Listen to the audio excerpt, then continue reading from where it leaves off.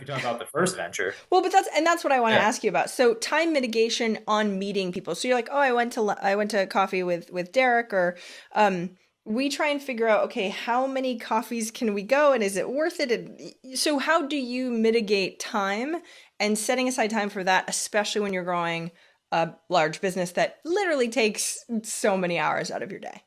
Yeah. So, back in my visual homes days, I'm not sure I really did major time mitigation. Um, that was a niche market. I was focused on affordable and subsidized housing. So I would go to major conferences. I went to just about every single potential customer on-site visit.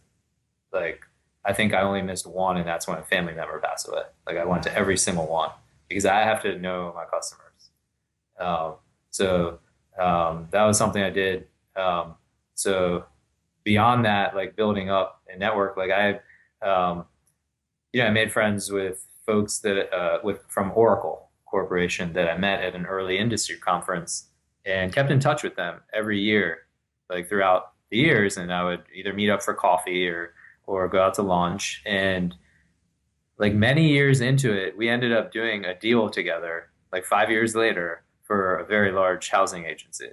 Um, and it was just, it's like you can't predict a lot of these things. You have to have some gut feelings. And, it's like, so it's really like relationship building.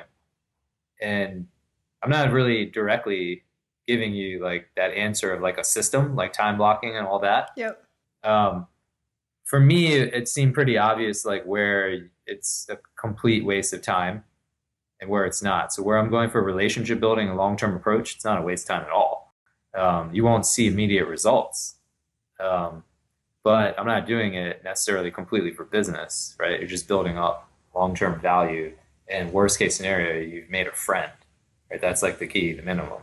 Um, so I think you can't short circuit a lot of this stuff. You can't short circuit relationships. That's really what drives a lot of this.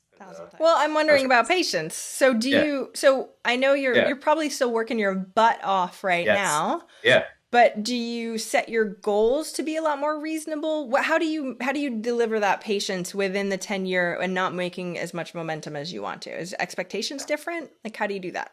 Yeah, so for me, what's most helpful on a 10-year outlook is that uh, the way I approach building a business, and this is only my second real business. It just doesn't include all the candy and soda selling back in middle school and high Oh school, car yeah. detailing and snow shoveling, all the cash businesses. Uh, the the thing that the 10-year outlook does for me is that whatever we're doing strategically, we're basically adding value at every step of the way, or everything we're doing should be adding value, long-term value.